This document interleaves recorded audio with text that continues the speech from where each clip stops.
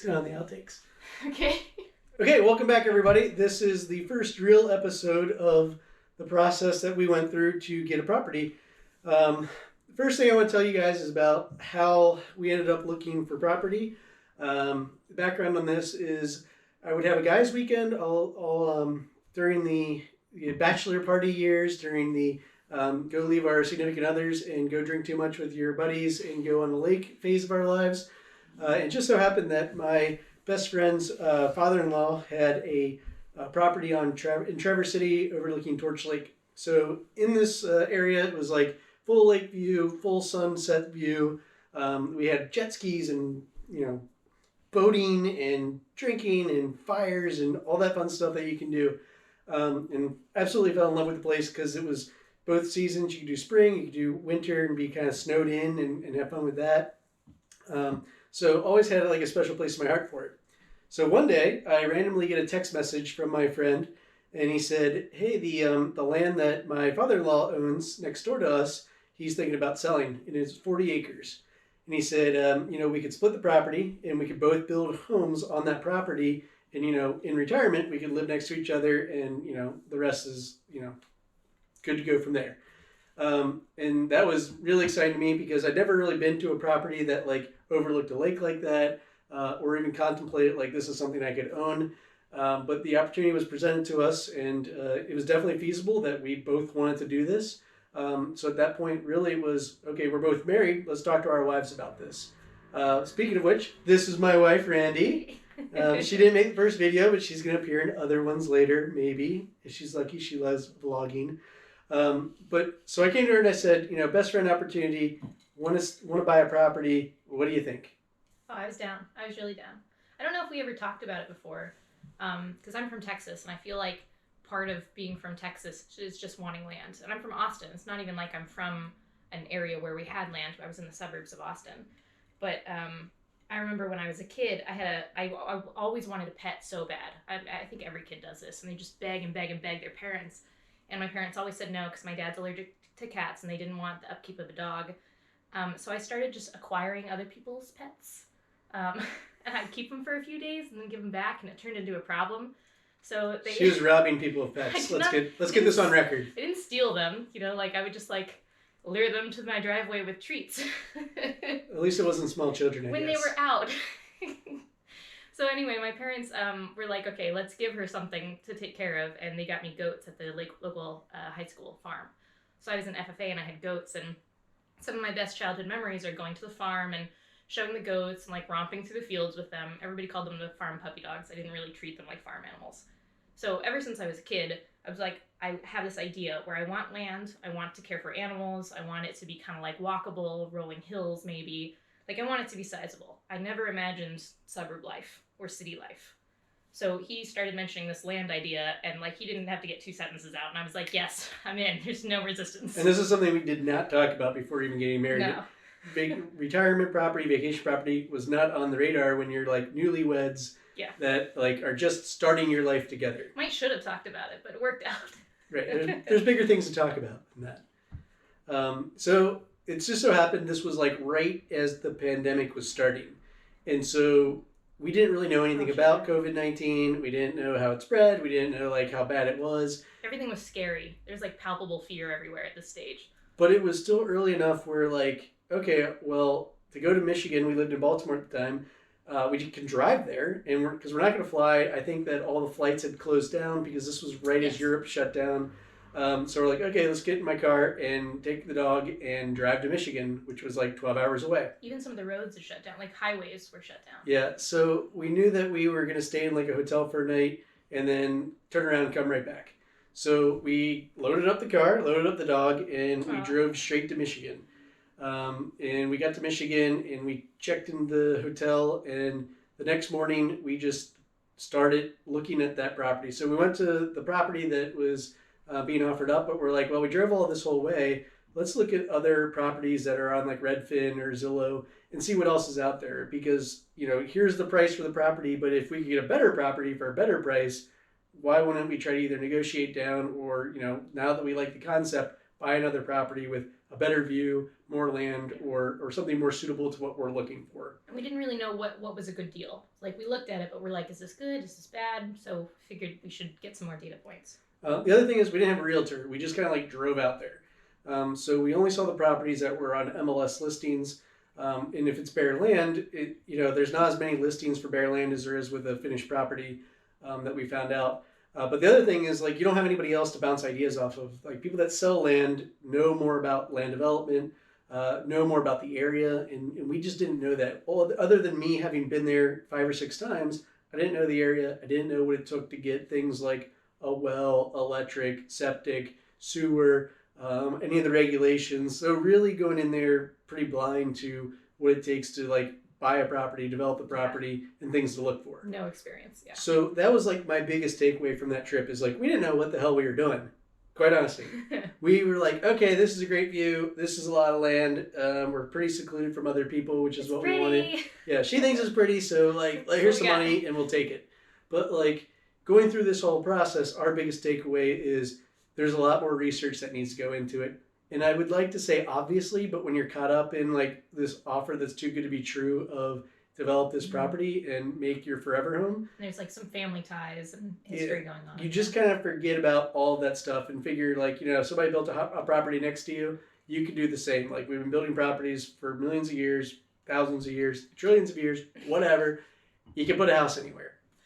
So we looked at several properties, and Randy will tell you about some of her favorites, and we'll show you guys some pictures of the properties and some videos that we also looked at. Yeah, I think I had 2 favorites, and we looked at a few. There was one that was just like flat land, and this is when we realized that water view to like a realtor or for a listing is not what water view means to the average person. Because like technically you could see water on a good day when the trees are all dead and you can kind of like see in between them and there's a little bit of blue. That's technically a water view. So I definitely learned that on one of my least favorites, which was just like an empty, flat, large chunk of land with like a little bit of water over there through the trees.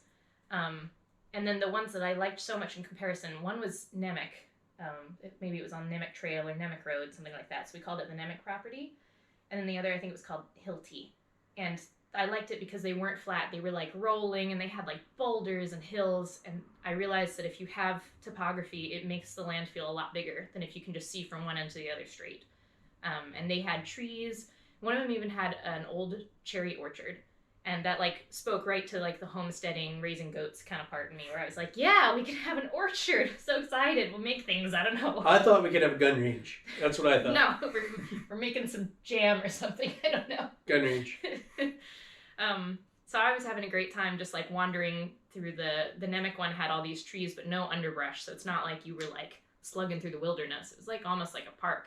And you could just wander and you wouldn't see any neighbors and it was beautiful and there's birds and I really enjoyed it. Yeah, that was like 36 acres. So the other thing is like we never really had the concept of how big acreage was. So they say 1 acre is like a football field or whatever. But you don't know what an acre is until you look at it and say, okay, this is 1, this is 5, this is 40, this is 36. Yeah. And we got to do that. There was one property that we looked at right down the street of the Torch Lake property, and it was a giant open field. Like they had been using it for hay barrels or hay bales or whatever. And it was like 40 or 60 acres. So it sounds huge, but like you could see every inch of that property because it was completely cleared and it didn't feel secluded. You'd have to plant a bunch of trees. You'd have to like develop the property so that you were more secluded, but you had a water view. If you had the water view though, you had another property that looked straight at you. Mm-hmm. So like there's all these like nuances of looking at a property that you got to think about like from start to finish. Is if you buy this is all the stuff you have to do to it to make it exactly what you want. Yeah, 20 acres on a flat field with neighbors right next door is not the same as 20 acres in the woods at all. Totally different feel. Yeah, and converse to that, there's like a 3 acre property that was like up on the top of a hill, and it overlooked this water view, but overlooked some neighbors down there. And it was cool because like it was a completely flat piece of ground, and then you're on top, and then there's a pathway that goes up to it that you would drive up, and then you like overlook it. Small piece of property, but you feel kind of secluded, and you kind of look down on like a valley basically. Mm-hmm. Super cool property, right around like $250K I think. So still cheap because you're in Michigan, but like not really secluded on side to side. So you don't have that like alone feeling that I think that we were kind of going for. Yeah, we really considered that for a few minutes, but it's just a completely different vibe to what we were imagining our retirement life or our getaway vacation life before that. Like this would be more like waving to your neighbors and like going and sharing a dock and like it's a more community feel. It's a little more like a modern feel, and I think we really wanted more of a secluded, like just by ourselves in nature, where if you want to see people, you can go see them. They don't have to be like right there. Which was funny timing because COVID, that's what everybody wanted to do. And like that hadn't even occurred to us. Like this was right before the big push to like go to, the countryside and get away from cities because nobody wanted to get infected around each other. And there was this big like urban diaspora. This was right. No, this was right after they said 15 days to flatten the curve. So we were like, okay, maybe like in a couple of months it'll be over. Right. So we did go out and look at the property. The property on Torch Lake that was being offered up. And what I think needed to occur was a lot of development, a lot of like landfill, like a lot of dirt needed to be brought in to create like a flat pad. All things you kind of think about, you don't really understand. You have to dig a well. I was told a well there is like $15,000 to $20,000. There's electric on the neighbor next door, so we knew we could get electric there. And basically, you put septic anywhere if you have a large enough piece of land, and there wasn't that much rock there. So I wasn't as concerned about septic, but also something to consider. In future episodes, we're going to talk about all of those factors, like what did you learn about septic, what did you learn about wells, what did you learn about bringing in electric, and to basically assess a property from those perspectives. Because the land development, which we have no background in, we have no background in like constructing a house even, all of that's got to be factored in before you pull the trigger on a place. And that was really kind of overlooked by us in the beginning. Yeah, you don't want to buy and then find something that catches you and changes all of your building plans because you didn't know what you were doing with the land. Right. So we came back from Michigan and we were really jazzed. Like we liked it up there. We didn't get to see like Traverse City, the city, because everything was shut down. And as we were leaving, the state of Michigan was closing. Like the governor said, nobody on the highways except to and from work and truckers. Everybody stay in your homes. And we're like, we got to get out of here. Yeah. So we spent like one day looking at land and then hightailed it back to Maryland because we didn't know if like highways were going to close. We didn't know how bad this was going to get. Yeah. We didn't know how enforceable it was. Like if the highway's closed and we drive home anyway, are we going to get stopped? Like no idea. So we got the hell out of Michigan, which I bet a lot of people would be like, yeah, that's a great call because Michigan's a bunch of wackos. Actually, Michigan's really nice and there's some great countryside up there if you find the right place. So we got back and we're like, let's do this because it's more so like I wanted it because I have all these like, feeling ties to the property. Randy's more pragmatic about it of like, yeah, I like land. I like property. Like I could totally do this. And so when I got home, I contacted my buddy and said, let's do this. Let's split the land. And he's like, well, I can't make the finances work right now. But, if you want to buy the whole thing, like I would, I'll let, the property owner know. So I sent an email to the property owner. He came back and got gun shy. And he basically said, I did say that I would sell it. It's not you, it's me. I think we got to break up. And so he pulled back the opportunity from us and said, sorry, but not this time. Maybe in the future, but not right now. And Randy was like completely like floored. I was a little upset too. I was pissed. So we felt like our little like dream idea that we had in our head, like this great retirement idea that we talked about for like 20 hours in the car, the rug was pulled out. But like, that's not where it's going to stop because it kind of gave us a whole new perspective of, sure, that property didn't work out, but we looked at other land and none of it was like stood out, but why not start thinking about this now? Yeah. So what we're going to cover in the next episode is basically like, what did we do after that? We're both very analytical. We're both like numbers driven and factor driven. I like made this giant spreadsheet because I'm like a Excel nerd, and we looked at like such an Excel nerd. Don't hate. Anyway, so we basically said the entire country is on the table. Now let's use data to like cut places out. We knew we didn't want to live in like the South where it's really hot. We knew that we did not want to live in like certain states just because either we live there already or we just didn't like that state. For example, Oklahoma.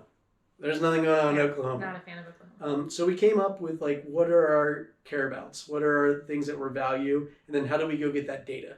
And then applied it to basically the entire United States.